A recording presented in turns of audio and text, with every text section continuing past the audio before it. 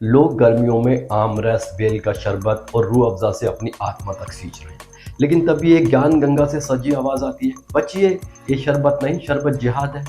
ये शरबत जिहाद भी, जैसे लव जिहाद, वोट जिहाद चल रहा है ना, ऐसे शरबत जिहाद भी चल रहा है। अब देखिए, हम तो कुछ नहीं कह रहे हैं, लोग कह रहे हैं बाबा रामदेव का नया आविष्कार है शरबत जिहाद। पहले लव जिहाद, फिर लैंड जिहाद, फिर वोट जिहाद और अब शरबत जिहाद। मतलब अब कोई ठंडा पी ले तो पहले उसके धर्म की जांच करो। गर्मी में गलती से किसी और कंपनी का शरबत पी लिया तो समझिए आपके लीवर में असली जिहाद हो गया। तो हुआ यूं कि अप्रैल 2025 में बाबा रामदेव ने एक वीडियो में बिना नाम लिए लेकिन दिल खोलकर रूह अफ़ज़ा पर निशाना साधा।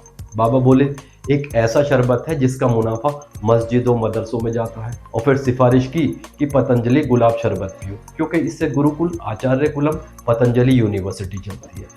शरबत के नाम पर एक कंपनी है जो शरबत तो देती है, लेकिन वो शरबत से जो पैसा मिलता है उससे मदरसे और मस्जिदें बनवाते। आप यदि वो शरबत पिएंगे तो मस्जिद और मदरसे बनेंगे, और पतंजलि का गुलाब का शरबत पीते हैं आप, ये शरबत पिएंगे आप तो गुरुकुल बनेंगे, आचार्य कुलम बनेगा, पतंजलि विश्वविद्यालय, भारतीय शिक्षा बोर्ड आगे बढ़ेगा। लोग कह रहे हैं बाबा जी बोल रहे हैं अगर आप उनका शरबत पियोगे तो मस्जिद बनेगी, और अगर हमारा शरबत पियोगे तो गुरुकुल खुलेगा, राष्ट्र निर्माण होगा। मतलब अब शरबत नहीं, राष्ट्र निर्माण का अमृत है ये। 2 चम्मच सुबह, 2 चम्मच शाम और देशभक्त बन जाओ। बाबा रामदेव मतलब लेजिट है।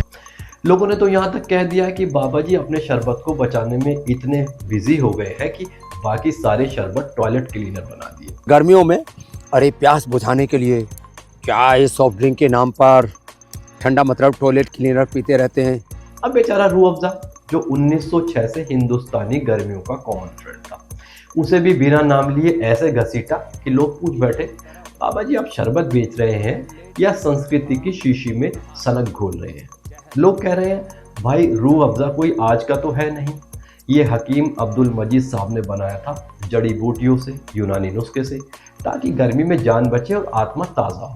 इसका मतलब ही है रूह को अफ़ज़ा करना यानी ताजगी देना। और बनाने वाली कंपनी हमदर्द कोई कॉर्पोरेट तो है नहीं, एक ट्रस्ट है जो मुनाफा नहीं कमाता, स्कूल, अस्पताल और रिसर्च में पैसा लगाता है, ना कि किसी की जेब में और ना ही किसी पार्टी फंड में।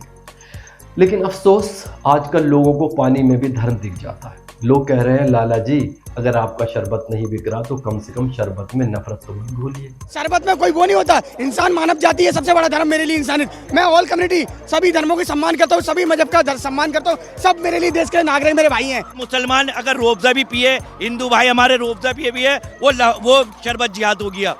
आप बाबा हैं, बाबा रहिए, दवाई बेचिए, योग कराइए, पर शरबत के नाम पर ब्रांड वॉर शुरू मत करिए। ऑरेंज पहना अच्छा आदमी है। अभी शरबत जिहाद है, कल कोई कह देगा पानी पूरी जिहाद, क्योंकि मसाला मुसलमान के ठेले से आया था। सच बताएं, लोग कह रहे हैं ये देश आज़ादी से पहले से भी शरबत पी रहा था, तब किसी को धर्म नहीं दिखा, अब अचानक क्या हो गया? या तो आपको बहुत गर्मी लग रही है या फिर ये दिमाग में लू चल रही है।